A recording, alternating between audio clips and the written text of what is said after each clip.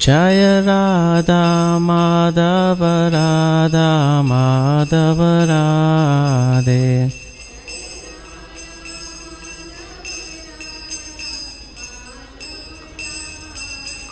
Jaya Radha Radhanata Radha Radhanata Radhe.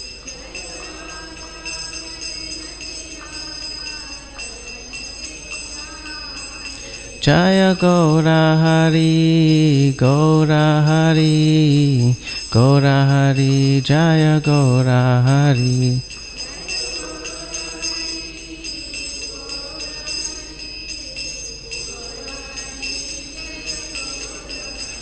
Jaya Giri Govardhan, Giri Govardhan, Giri Govardhan, Jaya Giri Govardhan.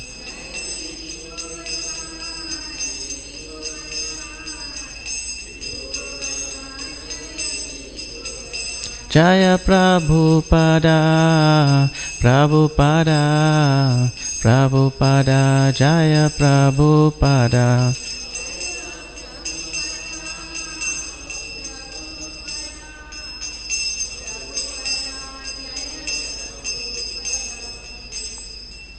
Shri Shri Radha Radhanath ki, Shri Prabhupada ki, Jai Gaur Premanande. Hare Krishna.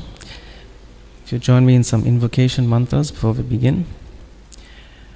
Om Jnana Timirandasya Jnananjana Shalakaya Chakshur Militam Yena Tasmai Shri Guruve Namaha. Shri Chaitanya Manobishtam Stapitam Yena Bhutale Swayam Rupa Kadamayam Tadati Swapadantikam. Vandeham Shri Guru Shri Yuta Parakamalam Shri Gurun Vaishnavamscha Shri Rupam Sagrajatam Sahagana Raghunathan Vitam Tam Sajivam Sadvaitam Savadutam Parijana Sahitam Krishna Chaitanya Devam Shri Radha Krishna Padan Sahagana Lalita Shri Vishakan Vitamscha. He Krishna Karuna Sindhu Dina Bandhu Jagatpate Gopisha Gopika Kanta Radha Kanta Namostate Tapta Kanchana Gaurangi Radhe Vrinda Vaneshwari Vrishabhanu Sutadevi Pranamami Hari Priye. Vanchakalpa Turgupyascha Kripa Sindhurbhevacha Patitanam Pavanebhyo Vaishnavebhyo Namo Namah. Shri Krishna Chaitanya Prabhu Nityananda Shri Advaita Gadadhara Shri Vasari Gaura Bhakta Vrinda. Hare Krishna, Hare Krishna, Krishna Krishna, Hare Hare, Hare Rama, Rama Rama, Hare Hare. Hare Krishna, Krishna Krishna, Hare Hare, Hare Rama, Rama Rama, Hare Hare. Hare Krishna, Krishna Krishna, Hare Hare, Hare Rama, Rama Rama, Hare Hare. Namo Om Vishnu Paraya Krishna Prastaya Bhutale Srimati Bhakti Vedanta Swami Niti Namine. Namaste Saraswati Devi Gauravani Pracharine Nirvishesha Shunyabari Paschatya Deshatarine. Om Namo Bhagavate Vasudevaya. Om Namo Bhagavate Vasudevaya. Om Namo Bhagavate Vasudevaya.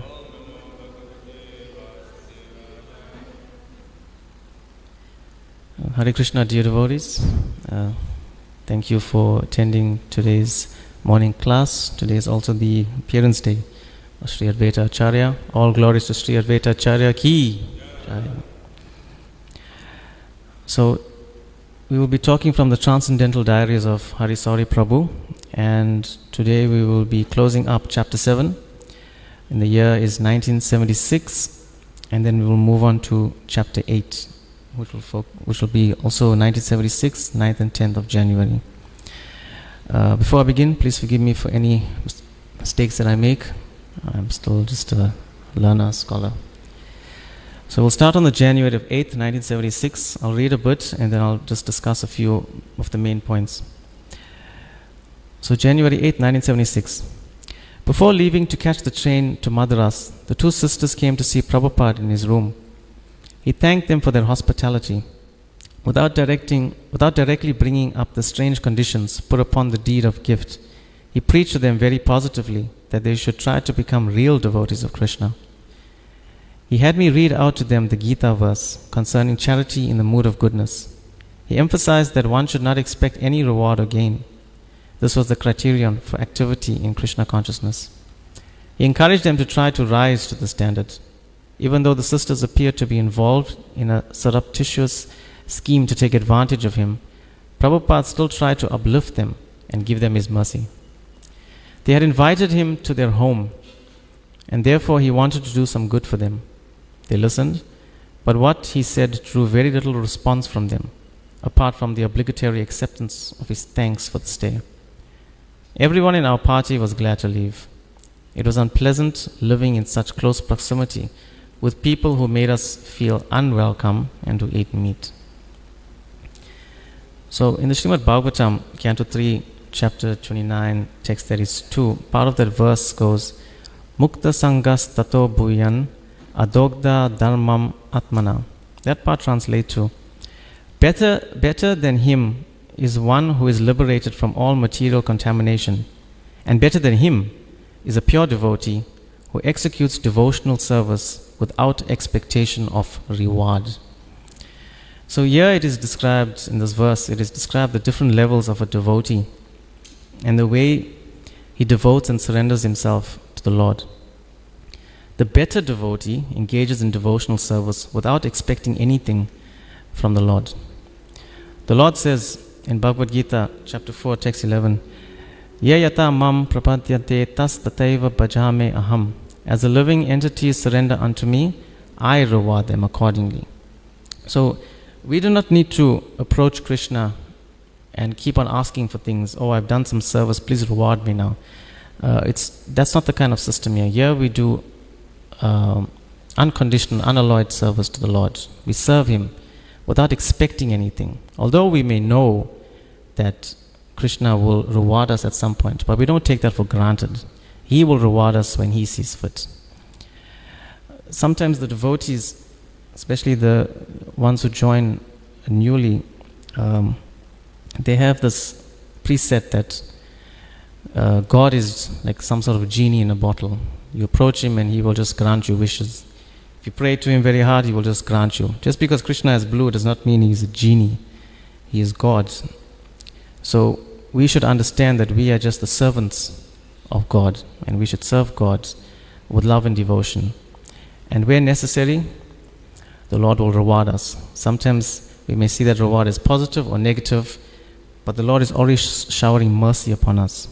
So even though we may get something in return, it may not be, we may not consider it favorable. We may think, oh, Krishna is putting us in a bigger dilemma. But no, it is actually a reward from Krishna to enhance us so that we become better people, better devotees, better servants of Him. So I'll continue. The train ride to Madras was pleasant. The Nellore trip had given me my first opportunity to journey with Srila Prabhupada on a train, and we were all happy to see him enjoy the trip.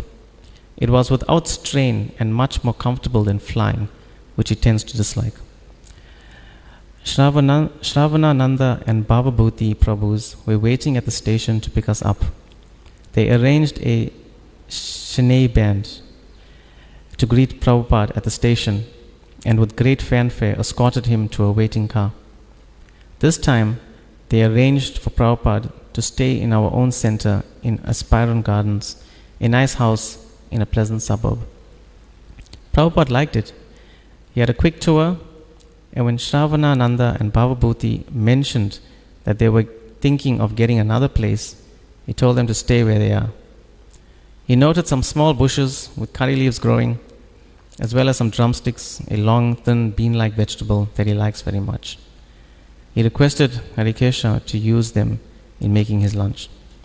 So when I was reading this, the first thing that came to mind is that how fortunate, how lucky is that curry leaf tree and those drumstick herbs. Why? Because they are personally serving Srila Prabhupada. Prabhupada will feast on them. Direct service to Prabhupada. Now, our position, we don't have that kind of position. But how lucky is that tree? We may think, oh, that tree is just the lowest species of life. But look at the opportunity it got and how much mercy it will receive from that. So, one must not be envious, but this is spiritual envy. They're so lucky to get such association. I'll continue. I shaved Srila Prabhupada's head for him as we sat out on the small ground floor front veranda, and then he heard his mail. Tamal Krishna Maharaj informed him that the telegram sent to Australia from Bombay, stating that Prabhupada was unable to attend Ratha Yatra, had been returned undelivered. Prabhupada considered what to do. He said that he would go to Australia if Madhuvisa Maharaj had already made arrangements. Since they may have advertised that Prabhupada would be present, he didn't want to spoil the event.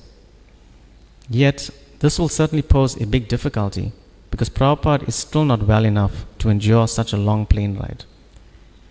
Another travel quandary arose when Tamal Krishna Maharaj discovered that our plane to Bombay was to depart in mid-evening. Prabhupada never travels on Thursday afternoons, especially between 4:30 p.m. and 7:30 p.m., for he considers these hours inauspicious for travel. On a previous visit to Australia to open the new Melbourne temple in May 1975, Srila Prabhupada delayed his departure from Perth to Melbourne for 1 day to avoid traveling on a Thursday afternoon. He was prepared to do the same today, but after some discussion, he finally decided to take the late flight, thus avoiding the most inauspicious hours while still keeping his schedule. We left in the Mercedes in mid-evening, Prabhupada observing all the little roadside shacks selling bananas and varieties of fruits and vegetables. He told us that in South India, people are still pious, still mainly vegetarian. He also recalled Sri Chaitanya Mahaprabhu's preaching in the South and indicated that he was well pleased with the programs the devotees had arranged for him and the reception he received. As a final touch, Shravanananda had arranged through a life member to have the car drive right onto the airport tarmac, right up to the plane. Thus, at about 9 o'clock, we flew out, arriving in Bombay late at night. So when I was reading this again, this was something new for me. Srila Prabhupada didn't like traveling on Thursdays. From what I gather is that it was inauspicious, and he learned this habit from his Guru Maharaj, Srila Bhaktisiddhanta, who was actually a renowned astrologer in the Purva ashram. So the reason is that on the Thursday afternoon, between those times, is the Rahu Kalam, the time of Rahu becomes prominent. So that is why Srila Prabhupada avoided traveling on the Thursday between 4:30 to 7:30. So that part ends the chapter 7, and now we'll move to chapter 8, where Srila Prabhupada is now in the areas of Bombay and Calcutta. So January 9th, 1976. I will read. Madhuvisa Swami phoned early today, and Tamal Krishna Maharaj informed him that Prabhupada is not feeling well enough to travel the long distance to Melbourne. Although extremely disappointed, Madhuvisa withdrew his request for Prabhupada to attend. Despite his weak health, Srila Prabhupada is still willing to go if their Ratha Yatra arrangements are dependent on his personal presence. Only after receiving Madhuvisa's assurance that the festival could go on without him did he finally decide not to go. Prabhupada was more concerned that their preaching carry on unhampered than about his own comfort. He spent a quiet day, foregoing even his morning walk. So this is Srila Prabhupada. His level of devotion is what we should all aspire to be at, to fully engage oneself in devotional service. I remember watching a video a while ago. Harisari Prabhu himself, the person who wrote this Transcendental Diaries,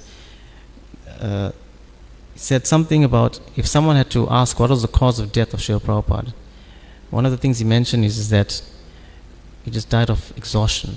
He just kept on going and going and going to serve the mission of Sri Chaitanya Mahaprabhu. However, one of the unfortunate limiting factors is this body we have. We may sometimes want to serve and serve and serve, but the body is what limits us. The body can't take it anymore. The mind sometimes tells us otherwise. Of course, it is certainly better than some of the material bodies we could have got. We could have been in a lower species. But even this body we get, as much as it is better to serve in this body, it's still not perfect. We have to continuously maintain it. We have to take rest. We have to feed it. We have to clean it. If we get sick or injured, we have to put ourselves on the sidelines. Even the gopis of Raja cursed at Lord Brahma for the body he provided them. They did not like that the eyes have eyelids and that have to open and close regularly. For them, every time it closes, it is a moment that they cannot see Krishna. So the gopis, the purest of devotees, always want to engage in devotional service and serve Krishna, see him, play with him. Srila Prabhupada had the same mood, always wanting to engage in service of Krishna, even if it meant some bodily discomfort. Srila Prabhupada fully understood that we are not this body, we are spirit soul. This body is just a biological machine, a mechanism to do things we want to do. But it is greatly limited and at times it's inconvenient. But the more we desire to serve Krishna, we begin to set ourselves up to acquire a body that doesn't get tired, doesn't get ill. It is ever fresh to engage in unalloyed devotional service. So I'll continue to read. In answering his mail, Prabhupada reiterated to Nischay in Vrindavan that he wants all his students to take Bhakti Shastri examinations. He requested Nischay to prepare a guide to deity worship called Archana Padati, based on the Hari Bhakti Vilas by Sanatan Goswami. He asked him to have it ready by the Gaur Purnim festival. Nischay reported that the plans for the new Gurukul are being drawn up and will be submitted soon, and that already some highly qualified men have applied for the position of principal. Prabhupada said that he would consider who to appoint later when the school is actually built. There was a long letter from Tushta Krishna Swami in New Zealand. He and his men are preaching vigorously and have launched several new projects as well as developing their farm.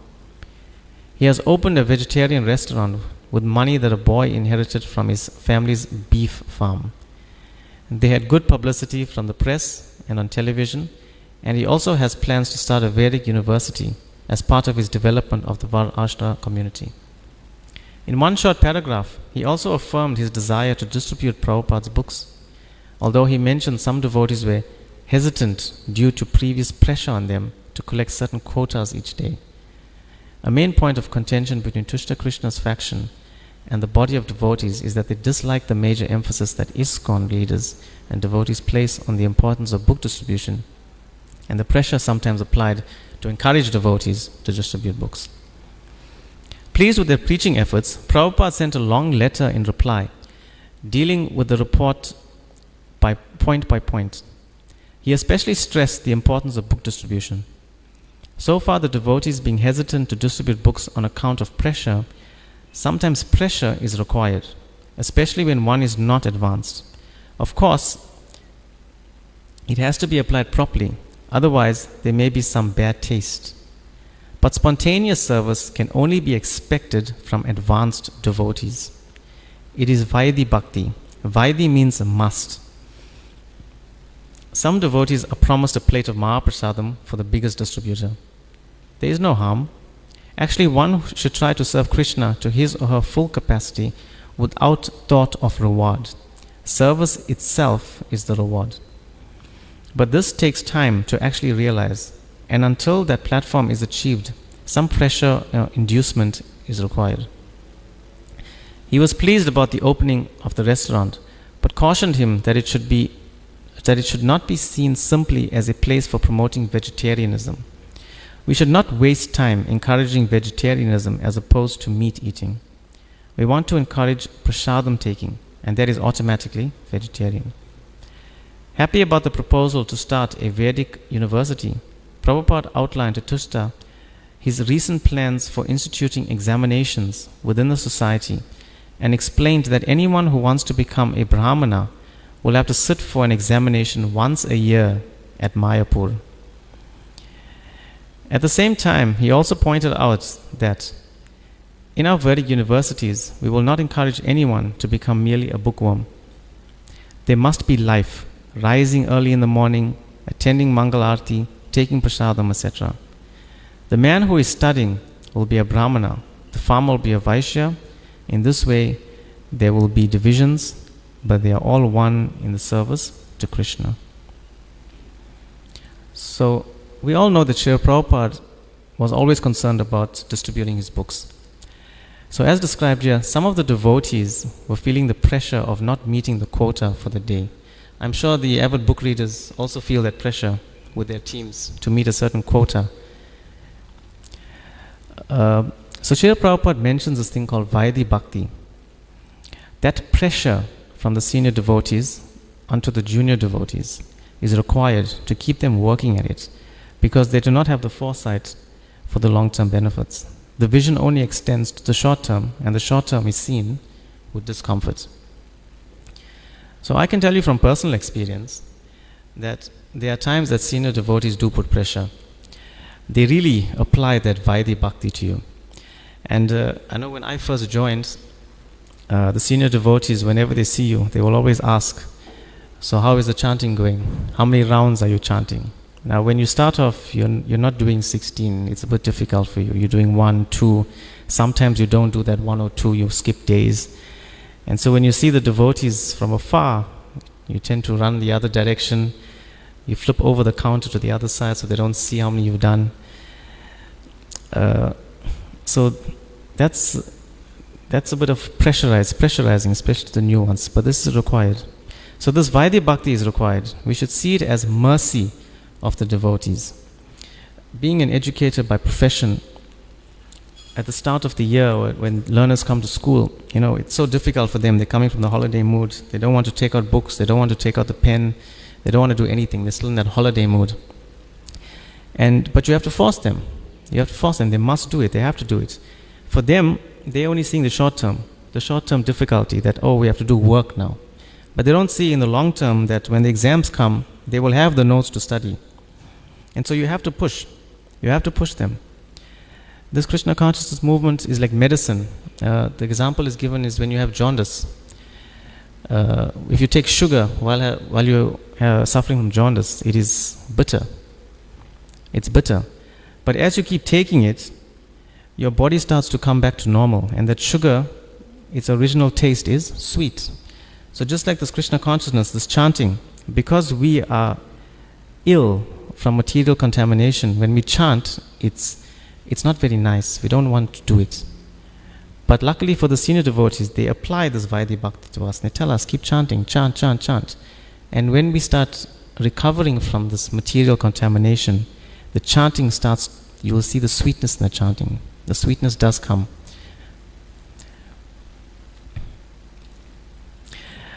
Of course, it is also difficult to sell something that you don't actually like. When you go out in book distribution, it's hard to sell something. It's hard to sell the books. But you should ask yourself, why is it hard to sell the books? So if you try to speak to your friend about a particular movie that you don't like, you're not going to say much about it. You'll say, no, I don't really like it. Because there's not much good things to say about it. So it's hard to sell that. So when you're going on a book distribution and you're finding it difficult, you have to introspect and ask, why is this so difficult? Maybe the taste is not there yet. And so maybe you should go back and read those books, do more chanting. The taste will develop. And so when you're going on a book distribution, it is easier to sell those books. Even if you don't sell the book, just trying to sell the book is enlivening. Also here, Prabhupada talks about this vegetarianism. So Srila Prabhupada didn't just want his devotees running another vegetarian, vegan restaurant. As devotees of ISKCON, we are not just vegetarian. We consider ourselves, as we say, Krishnatarians. Because aside from being the lacto-vegetarians that we are, we also don't eat onions, garlic. We avoid caffeine and cocoa and so on. Right? We only take food that is offered to Krishna. This is what Srila Prabhupada wanted, to promote Krishna consciousness. Not just to promote the simple vegetarianism, but to go beyond that and bring in the aspect of Krishna consciousness. Otherwise, we will just be operating as some other regular vegetarian society. Then people will start to associate us with the vegan society. And from what I've seen on social media with the vegan society, in the way they carry themselves, as much as I want to appreciate what they've done, Shri Shri Radha Radhanath ki, Shri Prabhupada ki.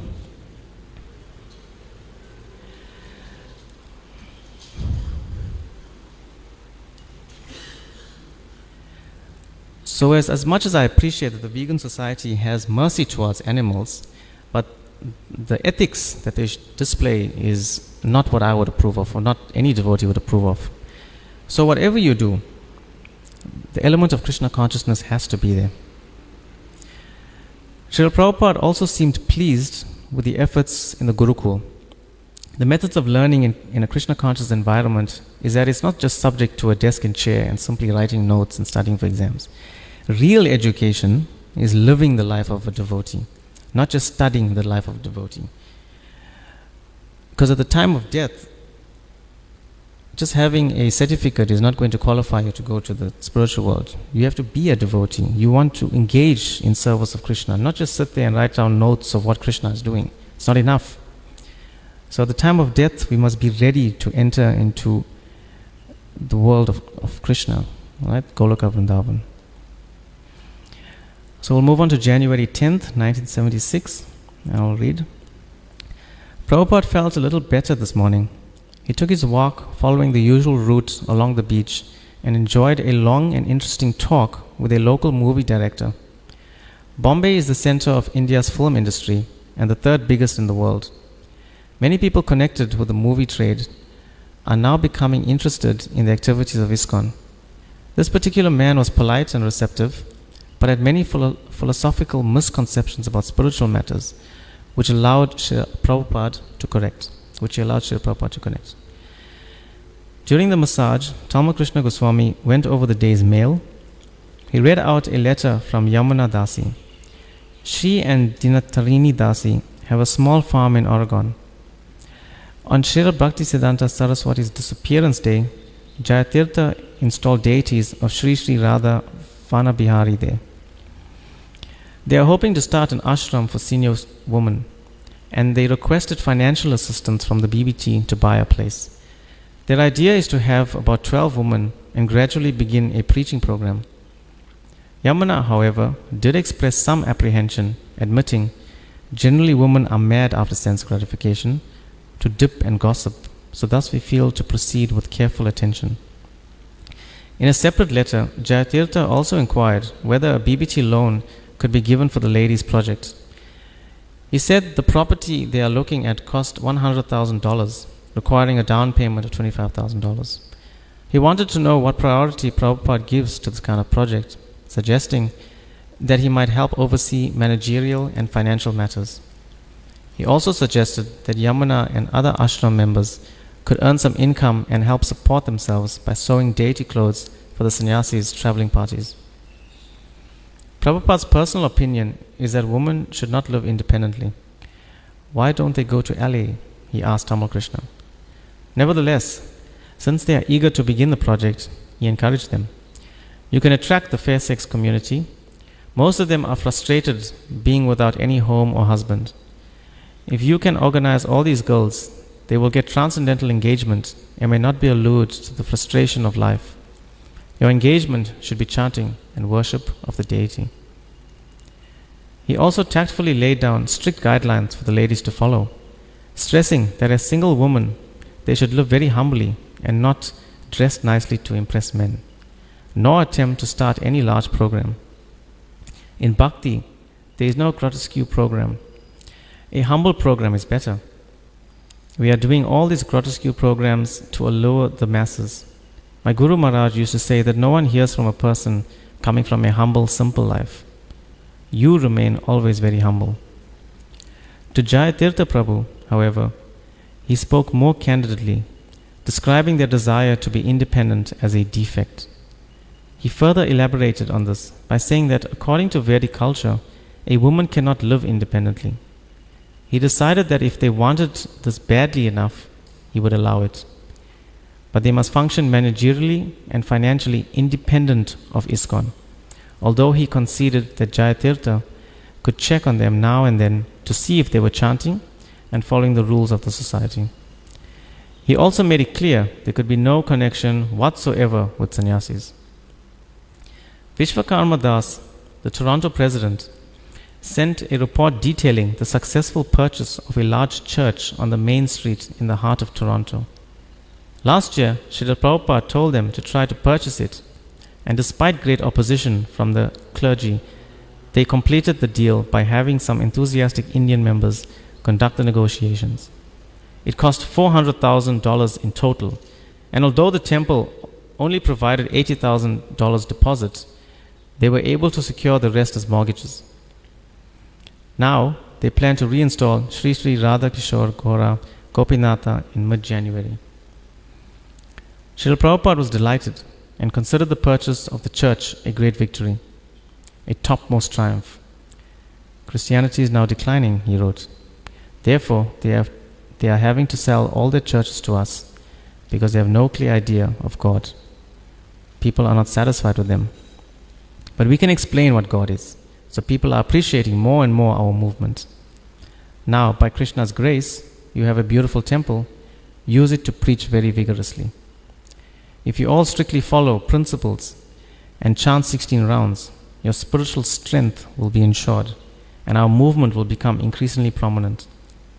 On hearing that 200,000 cars per day pass by the church, Prabhupada recommended that they immediately erect a neon sign with the flashing word of the full Maha Mantra on it.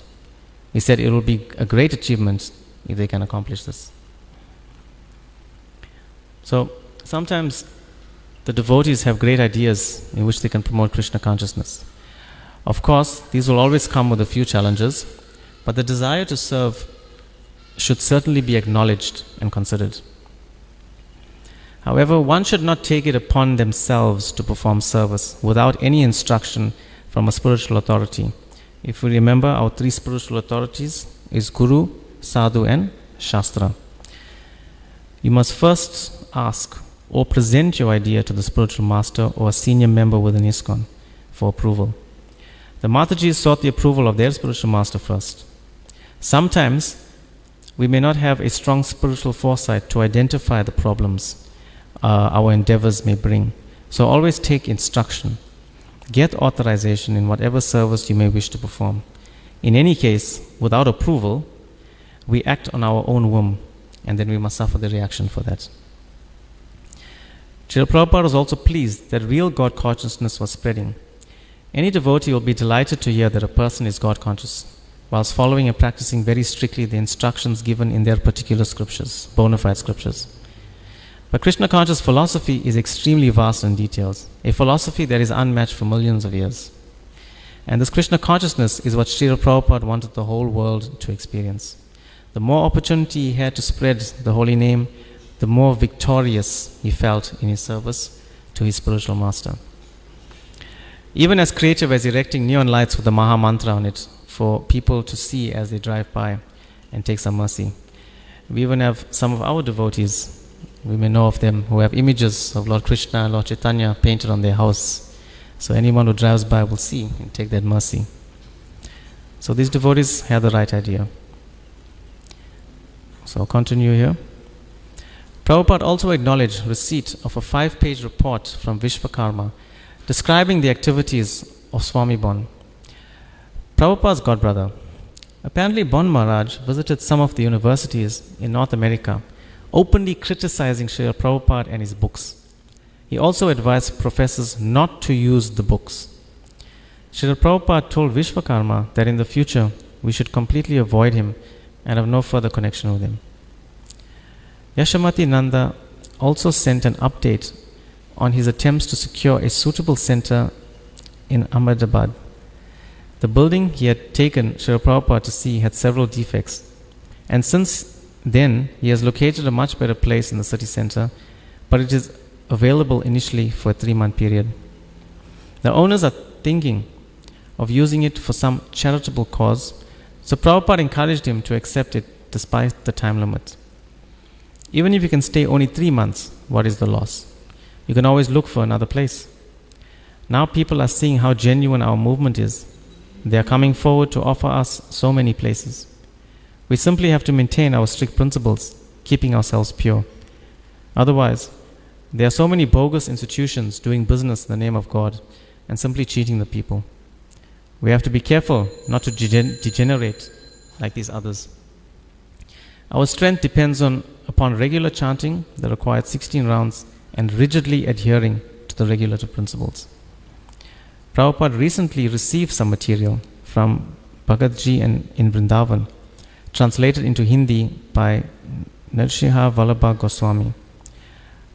Bhagatji also reported that negotiations for establishing a bank branch in our temple are now in the last stage.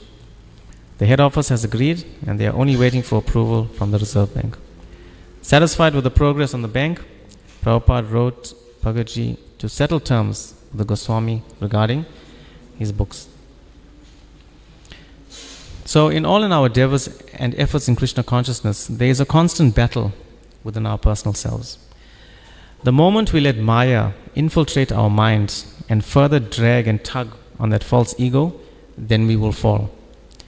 Maya is a very powerful entity to keep the conditioned souls in the material world.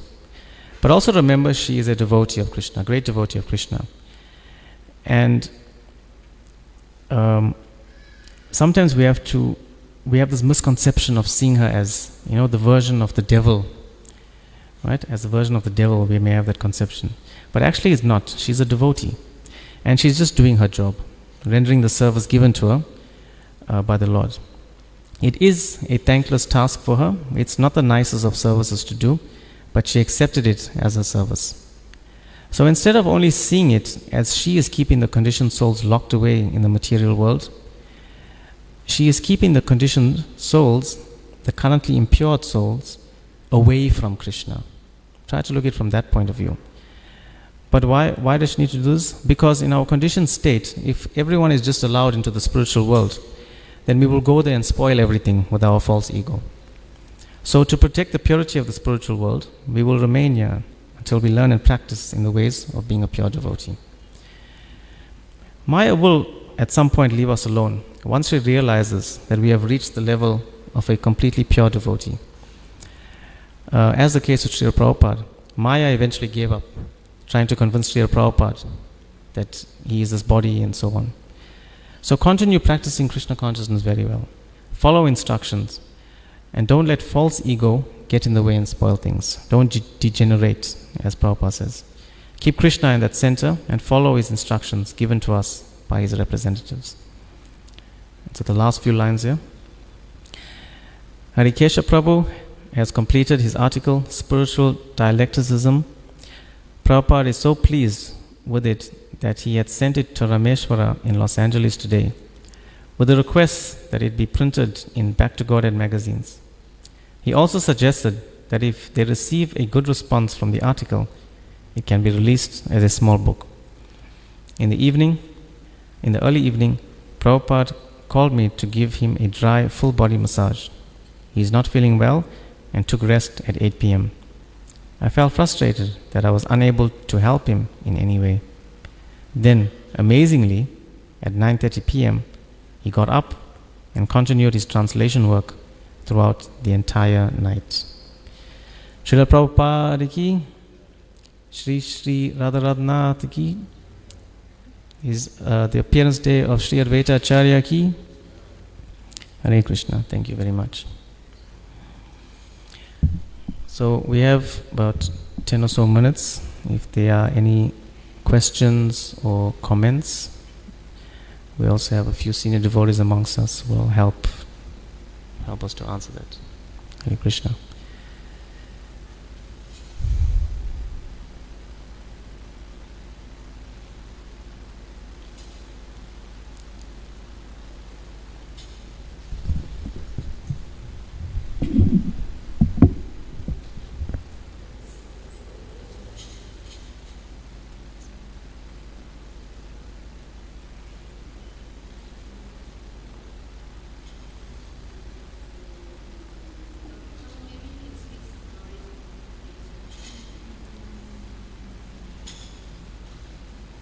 Hare Krishna.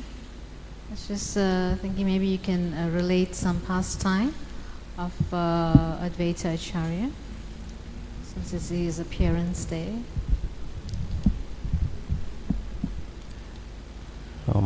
So unfortunately I don't have too much of knowledge on Sri Advaita Acharya. I don't know if there's anybody sitting amongst us who may know a pastime, would like to share that pastime with us. Okay, I'll say something. Yeah. So Advaita Acharya is non-different from Lord Vishnu and Lord Shiva combined, and he came to this world, and and he saw that things weren't going right because Kali Yuga had progressed so much that people were into animal slaughter, and in this way, especially they were doing Kali worship and all of that, and he prayed to the Lord to descend, and Lord Chaitanya Mahaprabhu appeared. So we see that Advaita Acharya, although he is Krishna, himself, in the form of Lord Vishnu and Shiva combined, but he wanted the Supreme Personality of Godhead, Krishna, to descend. And that's when he offered the Lord, Ganges water and tulsi leaves, and he prayed for the Lord to descend. And Lord Chaitanya Mahaprabhu did descend, and he always revered the position of Advaita Acharya. And Advaita Acharya, he didn't like this. He said that Lord Chaitanya Mahaprabhu is the Supreme Personality of Godhead himself. He descended, so why is he showing me respect? And he said, no, we should do something about this. And then he tried to wreck his brain to see how he could actually remedy the situation, right? So, because Lord Chaitanya Mahaprabhu would offer him respects and, always hold him on a high position as the Supreme Lord, and he didn't like this. So he came up with an idea, and the idea was that he would preach Mayavad philosophy. So he held up classes in his yard, in his courtyard, and he would invite people, and he would speak Mayavad philosophy. So, and Mayavad philosophy, some of the things they say is that we are all God, and, things like that. So when Lord Chaitanya Mahaprabhu heard about this, he became so furious that he went there to Advaita Acharya, and he started hitting him. And Advaita Acharya was like an old man at that time, around 80, 90 years old. And his wife Sita Thakurani, she came out and she said, "My dear Lord, please don't do this. He's an old man. He's going to die if you do this." And, she was trying to protect her husband. But we see that Advaita Acharya, he was relishing this, that the Lord is, hitting him and kicking him and, doing all of those things. And he said, he told Advaita Acharya, actually, you are the one that called me to this world, right, by offering me Ganges water. And now that I'm here, what are you doing? You're speaking Mayavad philosophy. And he started hitting him. And Advaita Acharya took this as the Lord's mercy upon him. So we see that, he says, now my wish is fulfilled. Now, the Lord won't hold me in such high esteem. So now that I've got the mercy of Lord Chaitanya Mahaprabhu. So, yeah, that's a pastime that came to my mind at this point. Anyone else can think of any pastime? You're most welcome to share.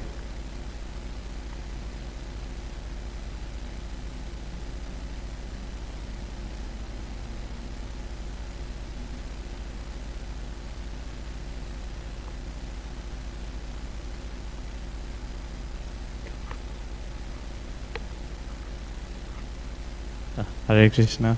So this pastime, it's a long one, so I'll just do the short version of it. But it's my favorite pastime of Advaita Acharya, where he invited Sri Chaitanya Mahaprabhu to his house.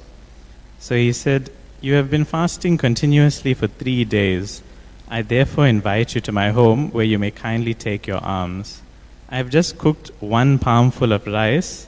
There's no luxurious cooking, simply a little liquid vegetable and spinach. So then Lord Chaitanya accepted, and well, actually it was hundreds of varieties of preparations which are mentioned very elaborately in the Madhya Leela 3rd chapter. So I'll skip all the preparations because there's lots and lots of verses, but all nectar preparations. And then later on, Sri Chaitanya Mahaprabhu said he was so pleased, I will personally take the lotus feet of anyone who can offer Krishna such nice food and place those lotus feet on my head birth after birth. And then Advaita Acharya continued asking Sri Chaitanya Mahaprabhu and Lord Nityananda to eat. And Sri Chaitanya Mahaprabhu said, I certainly cannot eat so much food. And it is not the duty of a sannyasi to leave remnants. So then Advaita Acharya went on to talk about the Lord's appearance in Jagannath Puri, and Lord Jagannath eats so much more than this, and he's non-different from Lord Chaitanya, so surely Lord Chaitanya can eat this. And then they had lots of joking words, which are just very nectarian. So Advaita Acharya told Nityananda Prabhu, Nityananda Prabhu saw this huge feast, but he told Advaita Acharya, I have undergone fasting for 3 days continuously. Today I had hoped to break my fast. But so small a quantity of food will not even fill half my belly. And then Advaita Acharya replied, you are a mendicant traveling on pilgrimage. Sometimes you eat fruits and roots, and sometimes you simply go on fasting. I am a poor Brahmana, and you have come to my home. Please be satisfied with whatever little food you have received, and give up your greedy mentality. Lord Nityananda Prabhu replied, whatever I may be, you have invited me. Therefore you must supply as much as I want to eat.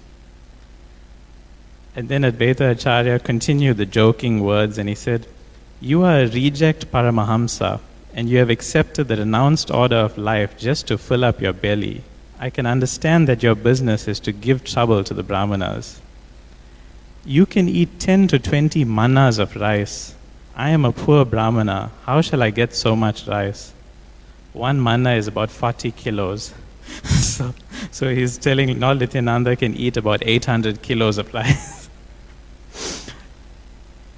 And then, whatever you have, though it be a palmful of rice, please eat it and get up. Don't show your madness and strew the remnants of food here and there. And then Lord Nityananda and Advaita Acharya and Lord Chaitanya Mahaprabhu continued joking in this way, and Lord Nityananda threw a grain of rice on Advaita Acharya, and when that rice touched his body, he just became so ecstatic and he started dancing. And then he said, my dear Nityananda, I invited you, and indeed I have received the results. You have no fixed caste or dynasty. By nature you are a madman. To make me a madman like yourself, you have thrown the remnants of your food at me. You did not even fear the fact that I am a Brahmana. So, this is just very sweet exchange, lots of joking words, and very sweet pastime. Hare Krishna.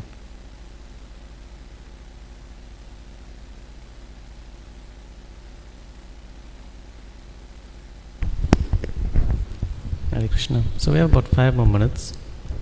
Thank you to the two devotees who shared those pastimes. I'm just remembering something from last year, just something short.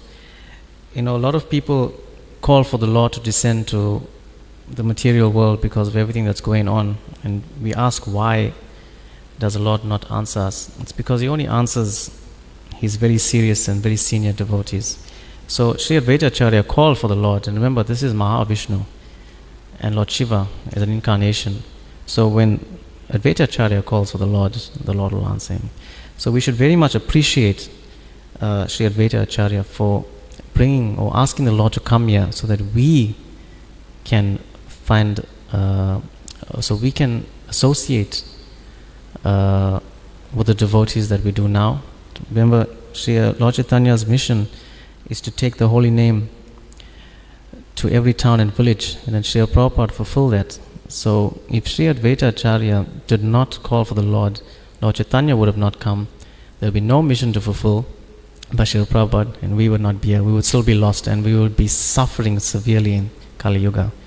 But through the mercy of the devotees, the Lord came and He's given us a chance to be delivered. So today we can appreciate Sri Advaita Acharya very much for what he has done.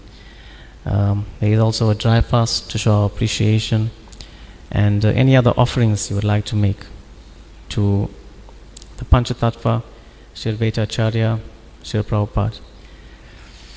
So I don't know if there's anything else that you would like to share. There's about 4 or so minutes.